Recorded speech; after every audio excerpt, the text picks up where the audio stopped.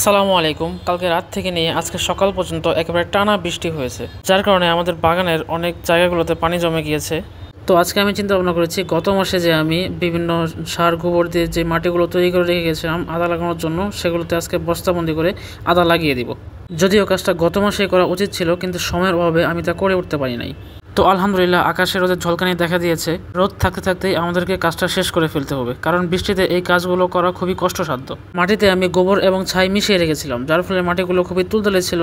কাজ করতে গিয়ে আমাকে তেমন বেগ পেতে হচ্ছিল না। যেহেতু আর সপ্তাহখানেক বাদে পবিত্র ঈদুল আজহা, সেহেতু আমাদেরকে যে কাজগুলো বাকি ছিল বা যে কাজগুলো জমা পড়েছিল সেই কাজগুলো করে ফেলতে হবে, কারণ ঈদের সময় এই কাজগুলো করতে ভালো লাগবে না বা করতে ইচ্ছা করবে না। তো আমি বস্তায় মাটি ভরার এক পর্যায়ে দেখতে পেলাম যে আকাশ ঘন কালো মেঘে ছেয়ে গেছে, এই বুঝি বৃষ্টি নেমে পড়বে। তো বৃষ্টি আসার আগ পর্যন্ত আমি দ্রুততার সাথে বস্তাগুলো ভরার চেষ্টা করতেছিলাম, যতগুলো বস্তা ভরা যায় আর কি। তো এক পর্যায়ে বৃষ্টি নেমেই পড়লো, যার কারণে আমাকে অর্ধেক কাজ করে চলে যেতে হচ্ছে। যেই মাটিগুলো আমি বস্তাবন্দি করতে পারি নাই সেইগুলো আমি ভালোভাবে ঢেকে দিচ্ছিলাম, যাতে করে বৃষ্টির পানিতে সেগুলো ধুয়ে অন্য জায়গায় চলে না যায়। আলহামদুলিল্লাহ পরের দিন আকাশটা মোটামুটি পরিষ্কারই ছিল। তো আজকে আমরা নিয়ত করেছি বৃষ্টির নামলেও আমরা এখান থেকে কাজটা শেষ করে যাবো ইনশাআল্লাহ। তো আজকে আমি দ্রুত কাজ করার চেষ্টা করতেছিলাম, কারণ বৃষ্টি নামার একটা ভয় আমার মাঝে কাজ করতেছিল। তো আলহামদুলিল্লাহ মাটিগুলোকে বস্তাবন্দি করার কাজ প্রায় শেষের দিকে। তো নিচের দিকের মাটিগুলো ভেজা হওয়ার কারণে এগুলো বারবার কোদালে আটকে পড়তেছিল, যার কারণে কাজে ব্যাঘাত সৃষ্টি করতেছিল। তো আমি কোদালে লেগে থাকা মাটিগুলোকে পা দিয়ে ছাড়িয়ে দিচ্ছিলাম। তো আলহামদুলিল্লাহ মাটিগুলোকে বস্তাবন্দি করা শেষ। আমি প্রায় 12টার মতো বস্তা মাটি দিয়ে ভরাট করেছি। তো এখন এই বস্তাগুলোকে বাড়ির ভিতরে নিয়ে যাওয়ার পালা।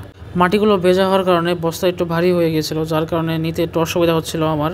তো বস্তাগুলোকে বাড়ির ভেতর আনার কাজ শেষ। এখন বস্তাগুলোকে নির্দিষ্ট স্থানে বসিয়ে সেখানে আমরা আদা লাগিয়ে দিব।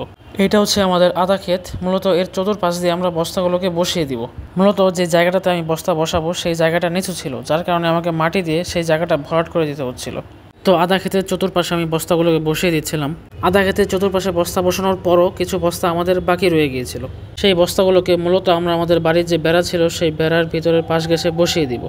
তো বেড়ার ভিতরের অংশে কিছু লতা জাতীয় আগাছা জন্মেছিল। যে আগাছাগুলো আম, কাঁঠাল বা অন্যান্য যে চারা গাছগুলো ছিল সেই গাছগুলোতে পেঁচিয়েছিল, সেই আগাছাগুলো আমি পরিষ্কার করে দেওয়ার চেষ্টা করতেছিলাম। তো আলহামদুলিল্লাহ ঠিকঠাকভাবে বস্তাগুলো বসানোর কাজ শেষ। এখন বস্তার ভেতরে আমরা আদাগুলো লাগিয়ে দিব। মূলত এইটা আদা লাগানোর সিজন না, কিন্তু আমরা যে খাওয়ার জন্য আদাগুলো রেখেছিলাম সেই আদাগুলোতে গাছ জন্মে গিয়েছে, যার কারণে আমাদেরকে এই গাছ সহ আদাগুলো লাগিয়ে দিতে হবে। যেহেতু আদা গাছের পরিমাণ অনেক ছিল, সেহেতু আমরা প্রত্যেক বস্তায় প্রায় 3 থেকে 4টা করে আদা গাছ লাগিয়ে দিব। তো আলহামদুলিল্লাহ আমাদের আদা লাগানোর কাজ প্রায় শেষের দিকে। আমি যে আদাগুলো নিয়ে এসেছিলাম বস্তায় লাগানোর জন্য সেগুলো বাড়েও নাই বা কমেও নাই, একেবারে সব বস্তাগুলোতে সমানভাবে হয়েছে। তো আজকে এই পর্যন্তই। সকলে আমাদের জন্য দোয়া করবেন। আসসালামু আলাইকুম ওয়া রাহমাতুল্লাহ।